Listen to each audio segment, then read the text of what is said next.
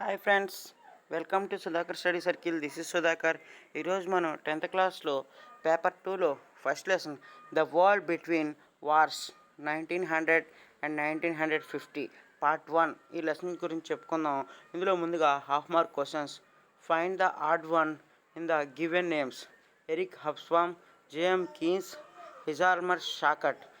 ఇందులో ఏ అనేది ఆన్సర్గా చెప్పవచ్చు ఎరిక్ హబ్స్మన్ అనే ఆయన వేరు కాబట్టి 20వ శతాబ్దం గురించి చెప్పినటువంటి గొప్ప సంచలన యుగంగా చెప్పినటువంటి వ్యక్తిగా ఎరిక్ హబ్స్బామ్ చెప్పవచ్చు. కాబట్టి ఆర్డుగా చెప్పవచ్చు.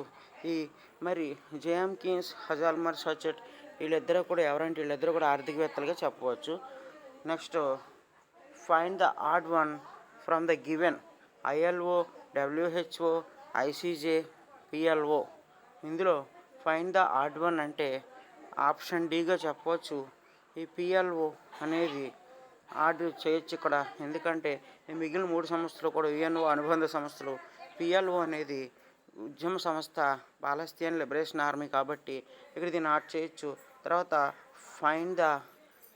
Find the regionally matched pair. UNICEF New York, UNESCO Paris, WHO Geneva, ILO the Hague.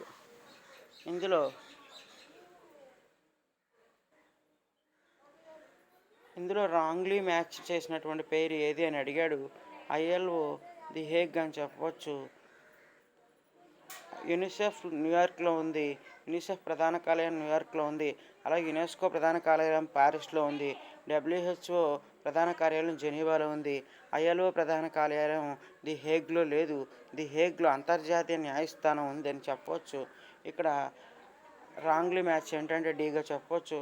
తర్వాత draw the Nazi party symbol. Nazi party symbol ఏంటంటే స్వస్తిక్ గుర్తుగా చెప్పవచ్చు మనం.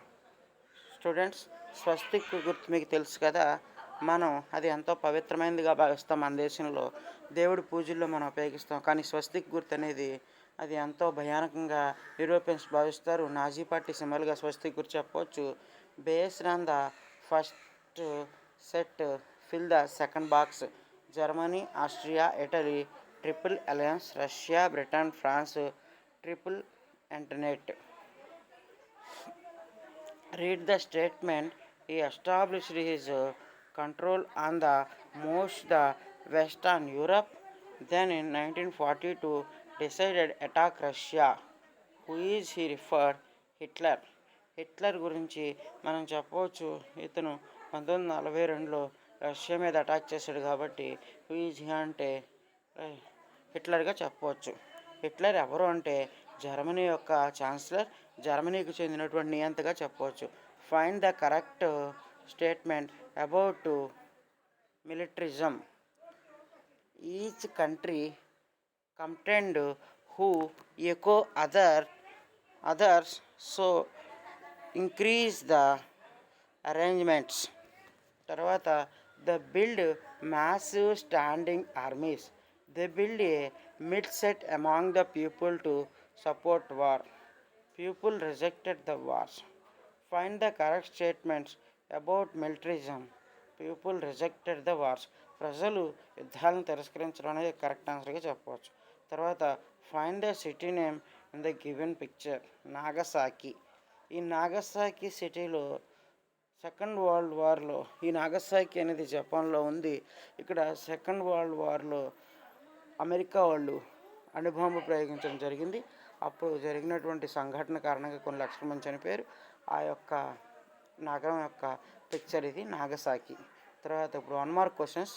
Name the organisation formed league of nations still working.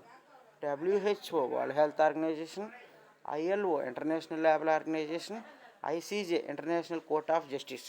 ఈ 3 కూడా league of nations కాలంలో ఏర్పడినవి, ఇప్పటికీ కూడా కొనసాగుతున్నాయి. అంటే డబ్ల్యూహెచ్ఓ, ఐఎల్ఓ, ఐసీజే ఈ 3 కూడా లీగ్ ఆఫ్ నేషన్స్తో పాటు ఏర్పడిన అనుబంధ సంస్థలు. లీగ్ ఆఫ్ నేషన్స్ ఫెయిల్యూర్ అయినప్పటికీ ఈ సంస్థలు ఇప్పటికీ కూడా కొనసాగుతున్నాయి. ప్రస్తుతం ఇవి యుఎన్ఓ అనుబంధ సంస్థలుగా కొనసాగుతున్నాయి. define the militarism.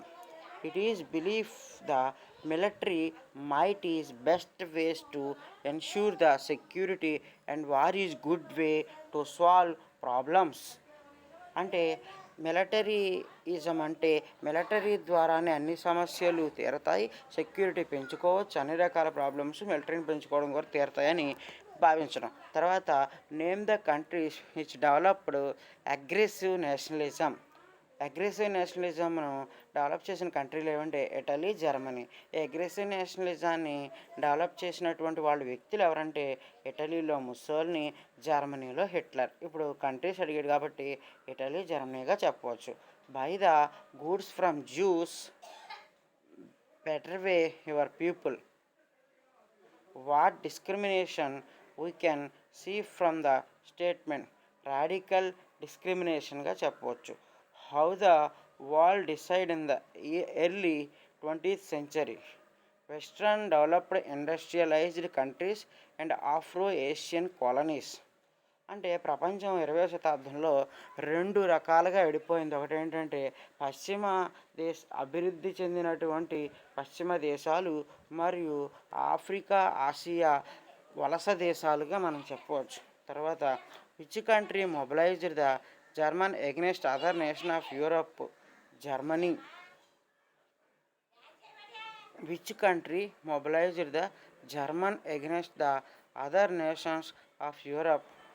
Germany. How league of nations tried to reduce the war. Collective security. What is impairment of Hitler? Against the Russian socialism, Britain and America helped the Hitler become strong in the Germany as he as a enemy of USSR. In the time of World War II, which two countries different groups made secret agreement not to attack each other. Germany, Russia. తర్వాత expand UNICEF. United Nations International Children Emergency Fund. Expand UNESCO. United Nations Educational Scientific Cultural Organization. What was the immediate provision to the World War I? The young Prince of Austria, Ferdinand, was murdered by the Serbia and fanatic on 28th June 1914. Australia యువరాజు అయినటువంటి ఫెర్డినాండ్ని సెర్బియాలో 28 June 1914 హత్య చేయడం అనేది మొదటి ప్రపంచ యుద్ధానికి immediate ప్రావొకేషన్ అంటే తక్షణ కారణంగా మనం చెప్పవచ్చు. What was the immediate provocation to the World War II? German attack Poland, occupy the Danzig seaport on the September 1st, 1939. రెండవ ప్రపంచ యుద్ధానికి తక్షణం కారణం ఏంటంటే జర్మనీ పోలాండ్పై దాడి చేసి డాంజింగ్ రేవు పట్టణాన్ని ఆక్రమించుకోవడం 1939 సెప్టెంబర్ 1న. ఈ విధంగా మనం ఈ పాఠం గురించి చెప్పుకోవచ్చు. Part 1 the world between wars 1900-1950 part 1 మనం తర్వాత లెసన్ గురించి తర్వాత వీడియోలో చెప్పుకుందాం. పార్ట్ 2 అనే తర్వాత వీడియోలో చెప్పుకుందాం. ఈ వీడియో కనుక మీకు నచ్చినట్లయితే లైక్ చేయండి, షేర్ చేయండి, సబ్స్క్రైబ్ చేయండి friends. Thank you all of you.